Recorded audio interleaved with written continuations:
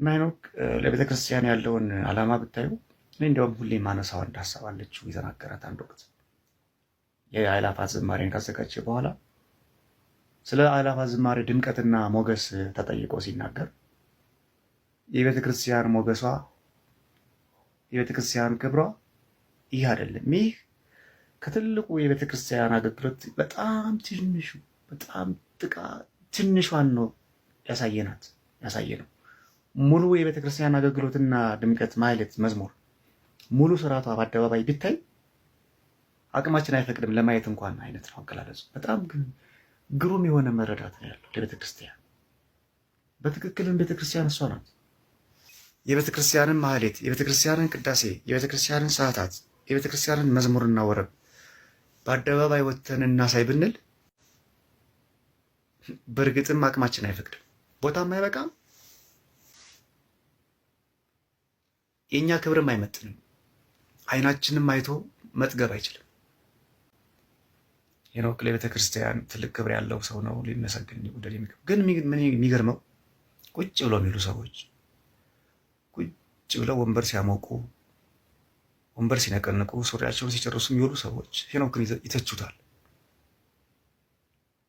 የተቀማጭ አፉ ምላጭ ይላሉ አበው።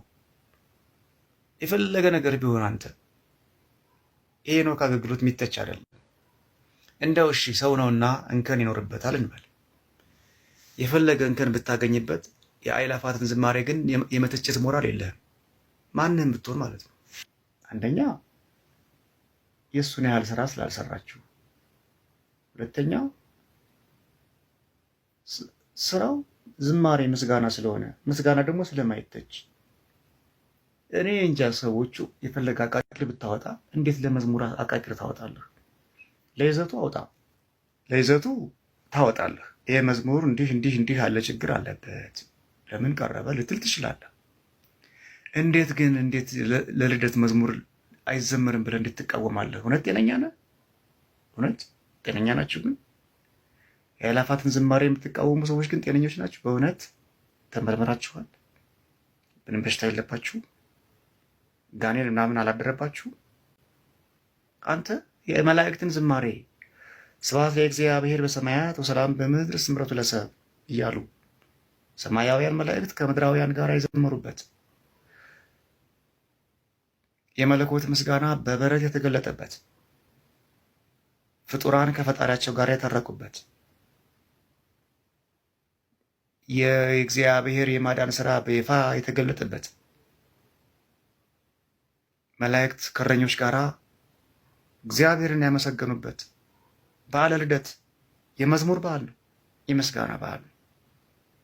ስብሐት ለእግዚአብሔር በሰማያት፣ በሰማያት ለእግዚአብሔር ምስጋና ይገባል፣ ወሰላም በምድር፣ በምድርም ሰላም ይሁን፣ ስምረቱ ለሰብእ፣ ለሰው ልጆችም ሁሉ በጎ ፈቃድ፣ ወይም ይህ የሰው ልጆች ሁሉ በጎ ፈቃድ ነው። እንዲህ የተባለ የተዘመረበት ዕለት በመስቀል አደባባይና በሌሎችም የኢትዮጵያ አደባባዮች ቢደገም ደስ ይልሃል። አደባባዩን እንደ በረት እንደዛ አድርገን ነው የምናመሰግነው እግዚአብሔርን። በዛ ላይ ይሄ መዝሙር ዘንድሮ አይደለም የተጀመረው፣ የተለየ ፖለቲካዊ ዓላማ አለው እንዳትል፣ ከተጀመረ ቆየ። ደግሞስ ለመዝሙር ምን አይነት ፖለቲካ ዓላማ ይኖረዋል? አሁን ለምስጋና ምን ፖለቲካ እንድምታ ይሰጠዋል? ሰላማዊ ሰልፍ እኮ አይደለም የጠራው ሄኖክ፣ መዝሙር ነው የጠራው። ኑ እንደ መላእክት በጋራ ሆነን ነጭ ለብሰን የተወለደውን ክርስቶስን እናምልክ እኮ ነው ያለው ሄኖክ። ይሄ ምኑ ዓላማ ነው ፖለቲካ የሚመስለው? አንተ ቁጭ ብለህ ቤትህ የገና የልደት ዋዜማ አንተ ቁጭ ብለህ ጠላህን ድራፍትህን ስትጠጣ ስለምታመሽ ሰው ሁሉ እንዳንተ በቃ ቁጭ ብሎ ይዶልት። አንተ ሰው ስታማ ስለምታመሽ በቲክቶክ እና በዩቲዩብ ገብተህ የጃንደረባው ትውልድ ስራ ፈቶ ያምሽ በየመጠጥ ቤቱ ቁጭ ብሎ ይጠጣ እና አሁን ሄኖክን ስለጠላኸው ብቻ ዝማሬውን መንቀፍ አለብህ? የለብህም ጎበዝ። ሚተችና ማይተች ለዩ። 3 መሰረታዊ ነጥቦችን ልናገርና ልጨርስ። አንደኛ የጃንደረባው ትውልድ የአእላፋት ዝማሬ አገልግሎት ከዘርፈ ብዙ የቤተ ክርስቲያን አገልግሎት ክፍሎች አንዱ ነው። ብቸኛው አይደለም። ሌሎች ብዙ አገልግሎት ክፍሎች አሉት ትውልዱ በስብከተ ወንጌል፣ በአብነት ትምህርት፣ በዝክረ አበው፣ በሌሎችም መልክ የሚሰለጥንበት፣ የሚያስተምርበት፣ የሚያገለግልበት ብዙ አገልግሎት አለው። ከዛ ውስጥ አንዱ ነው ይኸውም በዓመት አንድ የሚከናወን ነው እንጂ ዝም ብሎ ለሞቅታ፣ ለምርቃና፣ ለደስታ ወይም ሰዎችን ለመማረክ ብቻ የተደረገ አይደለም። አንደኛው መታወቅ ያለበት አንዱ ክፍል ነው ይሄ አገልግሎት። ስለዚህ የአገልግሎቶቹ ሁሉ ማሳያ ወይም ምሳሌ ነው እንጂ ብቸኛ አይደለም እና ልታደንቀው ይገባል። ሁለተኛ የጃንደረባው ትውልድ ይህንን መርሃ ግብር ሲያዘጋጅ በዲያቆን ሄኖክ ኃይሌ መሪነት አንደኛው ዓላማው ብዙ ዓላማዎች አሉት። አንደኛው ዓላማው በዓለ ልደት በዋዜማው ብዙ የገበያ ቅስቀሳዎች አሉ፣ ብዙ ኤግዚቢሽኖች አሉ፣ ብዙ የመጠጥ ፕሮግራሞች፣ የሙዚቃ ኮንሰርቶች አሉ። ሰው በሙዚቃ ኮንሰርት፣ በገበያ፣ በመጠጥ ቤት ነው ጊዜው የሚያሳልፈው፣ ኦርቶዶክሳዊው ጭምር። እግዚአብሔር ሰው የሆነው ለእኛ ሆኖ ሳለ አምልኮታችንን ዝማሬያችንን ለእሱ ማቅረብ ሲገባ ለምንድን ነው በየመጠጥ ቤቱ በየሙዚቃ ኮንሰርቱ ጊዜያችንን የምናቃጥለው? ስለዚህ እንሰባሰብና ይህችን ሰዓት ይህችን ጊዜ ማህሌቱ እስከሚጀመር ድረስ በመዝሙር እናሳልፋት። ከዛም ወደ ማህሌቱ እንግባ፣ የበረታን እናስቀድስ፣ ስጋው ደግሞ እንቀበል። ዓላማው ይሄ ብቻ። ስለዚህ የባዘነውን ትውልድ፣ በሙዚቃ የተጠለፈውን፣ በገበያ የተማረከውን፣ በመጠጥ የናወዘውን ትውልድ ወደ መቅደሱ እናምጣው፣ አገልግሎቱን እናለማምደው። ና ማህሌት ቁም ብንለው ቀጥታ ላይቀበለን ይችላል፣ ለማህሌቱ ሩቅ ስለሆነ። ና አስቀድስ ብንለው ይደነግጣል፣ ማስቀደስ ስለሚከብደው። ይሄ ግን አደባባይ ላይ ስለሆነ ነጭ ለብሶ ቀደም ብሎ ሰልጥኖ ተዘጋጅቶ ዘምር ቢሉት አይከብደውም። ለሁሉም ቅርብ ስለሆነ መዝሙር፣ አማርኛ መዝሙር። ከዛ ፍቅሩ ሲገባው ቀስ እያለ ወደ ማህሌቱ ይመጣል፣ ቀስ እያለ ወደ ሰዓታት፣ ቀስ እያለ ወደ ቅዳሴ ይመጣል። መንፈሳዊነትን የማስለመጃ መንገድ ነው የጃንደረባው ዝማሬ፣ የአእላፋት ዝማሬ። ይህንን መቃወም እንዴት ይቻላል? ይህን እኮ ክርስቲያን የሆነ ሰው መቃወም የለበትም። ሶስተኛው እና የመጨረሻው ጥቆማዬ የአእላፋት ዝማሬ እዚህ ለመድረስ ብዙ ዋጋ አስከፍሏል፣ ብዙ ወጪ አስከፍሏል፣ ብዙ ሰጣ ገባ አምጥቷል። በብዙ ፈተና ውስጥ አልፎ ነው ወንድሞችና እህቶች መርሃ ግብር ለፍጻሜ ያደረጉት። ለምሳሌ ከፈተናዎቹ አንደኛው መስቀል አደባባይ ላይ መዘመር አትችሉም ተብሎ ተከልክሎ ወደ መድኃኔዓለም ላይ የተካሄደው ከዚህ በፊት ይሄ ፈተና ነው። መስቀል አደባባይ የቤተክርስቲያን አደባባይ ነው፣ ሰዎች የሚጠቀሙበታል። ኦርቶዶክሳውያን ግን ይከለክሉ አይገባም። እንኳን ዝማሬ ሙዚቃ ይከለከለ መስቀል አደባባይ ነው። ለሁሉም የእምነት ሰዎች ክፍት የነበረው መስቀል አደባባይ ለኦርቶዶክሳውያን ዝማሬ ተከለከለ። ብዙሃንን አስቆጣ፣ ብዙ ተቀየመ። ጃንደረባው ትውልድ አዘነ። ይሁን እሺ ቦሌ ሰፊኖ በቦሌ ይካሄድ ተብሎ ተካሄደ። ዘንድሮ ግን እግዚአብሔር ይመስገን መስቀል አደባባይ ተፈቅዶ በተለየ ድምቀት ሊካሄድ ዝግጅቶች ተጠናቀቁ ሳለ በመፈቀዱ መስቀል አደባባይ ላይ ለመዘመር በመፈቀዱ እንኳን ደስ ያለን ሊባል ሲገባው ነገርዮሹን ሌላ ፖለቲካዊ አንድምታ በመስጠት የሄኖክንም ጃንደረባውንም ትውልድ የዝማሬውንም ዓላማ የማጣጣል ስራ ሲሰራ ስለዚህ ሰው የሚቃወመውና የሚደግፈው ማለት ነው። ደስ ሊል ይገባል። እንኳን ተፈቀደ፣ እንኳን አደባባይ ለመዘመር በቃም። አይሆን መዝሙሩ እንዴት ካሄድ ከመዝሙሩ በኋላ ምዕመናኑ የት ይሄዱ ነው ላይ አስተያየት እዛ ወደ ቅዳሴ ይሄዱ እዛው ያስቀድሱ። ደግሞ አንዱ መስፈል ግን አንዱ ለተዘማሪያን የሚጠበቀው ቅድሚያ የሚሰጠውም ለሚቆርቡ ስጋው ደግሞ ለሚቀበሉ ሰዎች ነው ቅድሚያ የሚሰጠው። እንዲሆን ሳለ ይህንን መሰረት ፕሮግራም የሚሳተፉ ሰዎች ይህን የሚቃወሙ ሰዎች አንዱ ምክንያታቸው የአርሲ ጥቃት የጃንደረባው ዝማሬ ከመጀመሩ አስቀድሞ ሳይሆን በቅርብ የተከሰተ የአእላፋት ዝማሬ የቆየ። ስለዚህ ቆይቶ ቀደም ብሎ ፕሮግራም የተያዘለት ጉዳይ በቅርብ ለተከሰተ ጉዳይ ጋር መያያዝ የለበትም። ቢያያዝም እንኳን ሰው ሞተ ተብሎ መዝሙር አይቆምም። አገልግሎት አይቆምም፣ ዝማሬ አይቆምም። ምክንያቱም ሰው በየቀኑ ሰው ስለሞተ አይዘመርም። ሰው ስለሞተ ጥቁር ይለበስ ከተባለ ኢትዮጵያ ኦርቶዶክስ ተዋሕዶ ቤተክርስቲያን ከዓመት እስከ ዓመት አትዘምርም። ምክንያቱም ከዓመት እስከ ዓመት ሰው ይሞታል። ምክንያቱም በየቀኑ ሰው ይሞታል። በኢትዮጵያም በመላው ዓለም ኦርቶዶክስ ይገደላል በተለያየ አጋጣሚ። በሰዎች ዛሬ እንኳን አንዲት ልጅ በፍቅረኛዋ ተገላለች በሽጉጥ። ሰው መሞት የለበትም። የግድ ጉዳዩን ፖለቲካዊ ማድረግ የግድ ታጣቂ ማድረግ አይጠበቅብን። ማለት ታጣቂ መሆን የለበትም ገዳዩ። ሰው በሰዎች ይሞታል በየቀኑ። በጩቤ ይሞታል ሰው፣ ታርዶ ይሞታል ሰው። ስለማይነገር ነው እንጂ በየጥጋ ጥጉ የሚገደለው ሰው ብዙ ነው በየቀኑ። ስለዚህ ሰው እየሞተ ነው ብለህ መዝሙር ከከለከልክ ከዓመት እስከ ዓመት መዝሙር ይቀራል ማለት ነው። ስለዚህ ለሚሞቱ ጸሎት ይደረጋል፣ ድምፅ እናሰማለን። የፖለቲካ ሰዎች ከገደሏቸው የመንግስት አካላት ምናልባት መጠበቅ አልቻሉም ከተባለ እንዲጠብቁት ማጸናለህ። በሚመለከተው መልኩ ለሚመለከተው አካል አቤቱታ ታቀርባለህ። አገልግሎትን ደግሞ ትቀጥላለህ። ሰው ሞተ ተብሎ ምስጋና አይቆምም። ሰው ተገደለ ተብሎ ማህሌት አይታገሉም፣ ቅዳሴ አይታገሉም። ምስጋና ሌላ ነው፣ መዝሙር ሌላ ነው፣ ጥቃትን መከላከል ደግሞ ሌላ ነው። ስለዚህ የዘንድሮውን ትውልድ ከአርሲ ጥቃት ጋር አታገናኙ። የአርሲ ጥቃት በሂደት ይስተካከላል። በመመካከር ከመንግስት ጋር በመመካከር ከጸጥታ አካላት ጋር በመነጋገር ይቆማል። የማይቆም ነገር የለም። ላረፉት ወገኖቻችን ረፍትን እንመኛለን። ድጋሚ እንዳይሞት እንጸልያለን። ምስጋናችንን ዝማሬያችንን ደግሞ እንቀጥላለን። ጥቃቱ የሚቆምበትን መንገድ ደግሞ በሌላ መንገድ በሌላ መድረክ እንመካከራለን። በቃ ይሄ ነው ጎበዝ። አታወሳስብ፣ ነገር አታወሳስብ። እውነት ሄኖክ አልጻፈም። ሄኖክ ስለ አርሲ ጥቃት በተደጋጋሚ ጽፏል እኮ። የምዕመናን ጥቃት አንገብግቦት እኮ ጽፏል። በየቀኑ በየሳምንቱ ጽፏል እኮ። ሄኖክ ለቤተክርስቲያን ጥቃት ግድ የማይለው ይመስላል። አማራጭ አጥቶ እንጂ እሱ ማያዝን ይመስላል። ሄኖክ እኮ አንድ ኦርቶዶክሳዊ አካል ግን ደግሞ ሰው ሞተ ተብሎ የአእላፋት ዝማሬ አይሰረዝ። የአእላፋት ዝማሬ ሲነቀፍ የሰማሁበት ሌላኛው ምክንያት ከጀርባው ፖለቲካዊ አንድምታ አለው። አሁን መዝሙር ምን ፖለቲካዊ አንድምታ አለው በሞቴ? አሁን እንደው ለመዝሙር ለምስጋና ለውዳሴ ምን እንደው ፖለቲካዊ አንድምታ አስሰጠዋል ነው? ኧረ በስመ አብ! እንደው ማይሆን ነገር አታምጡ፣ አያሳምን ነገር አታምጡ። አንድምታ ካለው ይኖር በቃ። እንደው መዝሙር ፖለቲካ ነው ከተባለ ይሁን ፖለቲካ። ምስጋና ነጠላ ለብሶ መዘመር ይሄን ምስል ማራኪ ስርዓት መቃወም ለዛው የማይረባ ስሜት።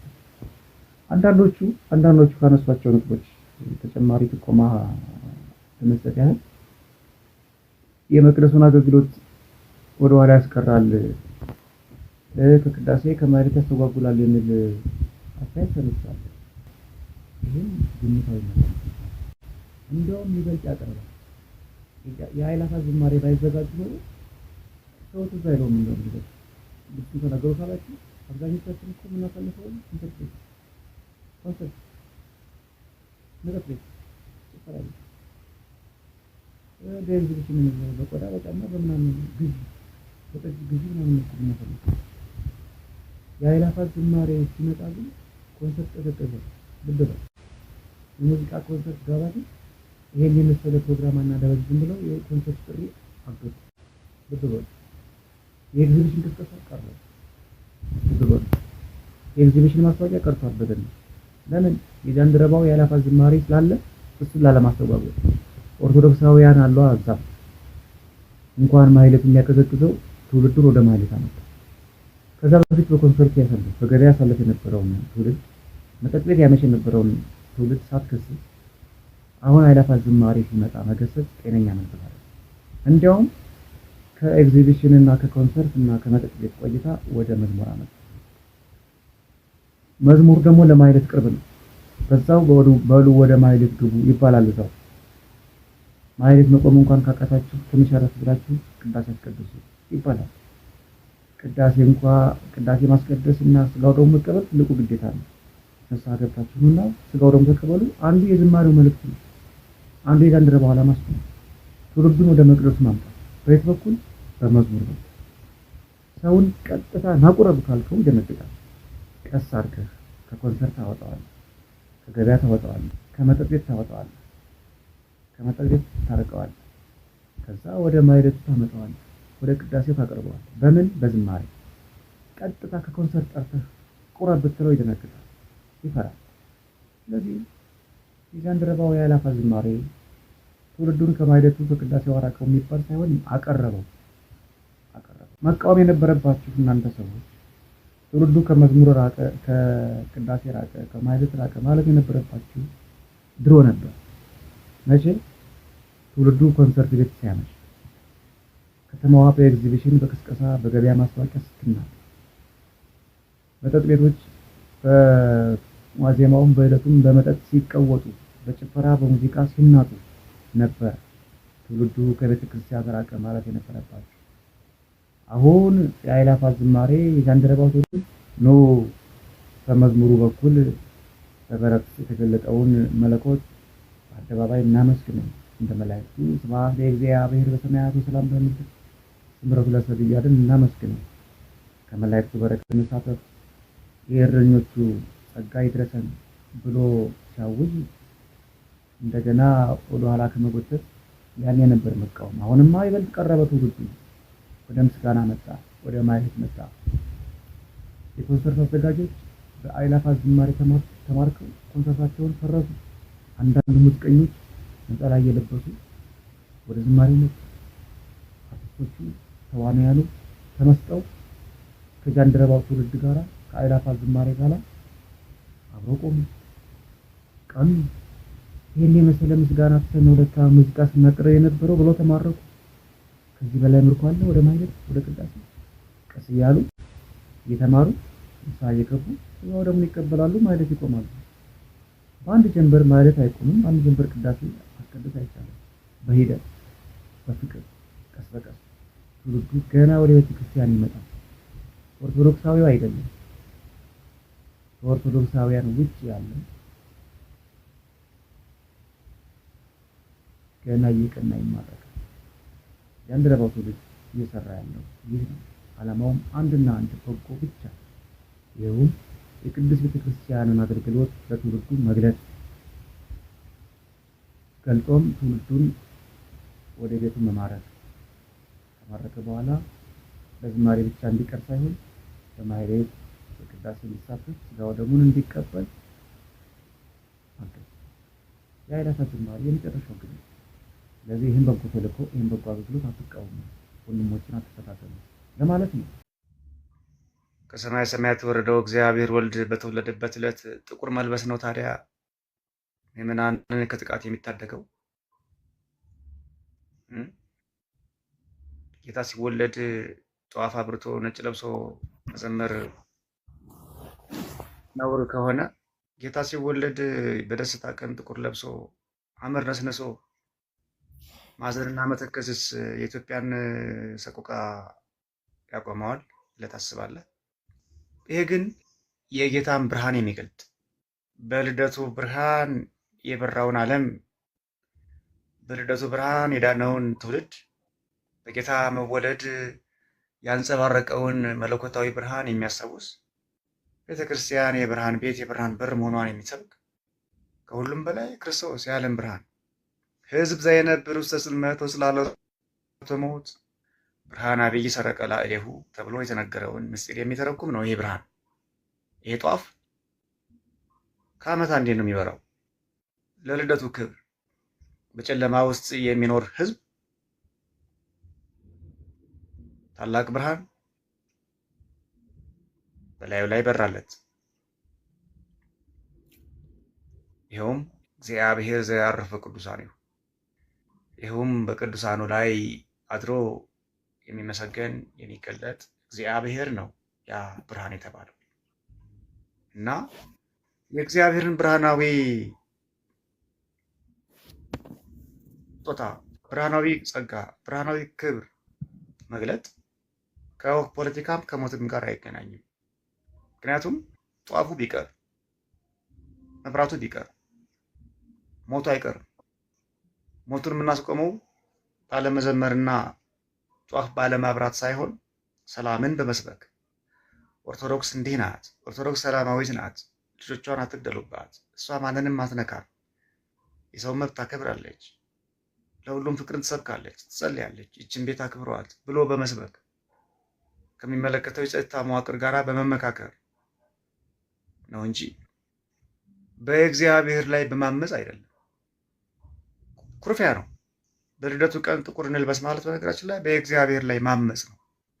አንተን ያስገደልከን እኮ እያልክ ነው። ሲወለድ ጥቁር ከለበስክ አንተን ያስገደልከን እንሰራላህለን እያልከው ነው። ጌታን ልትጎዳው ነው። ጥቁር ለብስ፣ በልብህ ጥቁር ልበስ፣ በልብህ ጸልይ፣ በልብህ እዘን። ሞት አልቆምም ብለህ ግን መዝሙር ይቁም አትልም።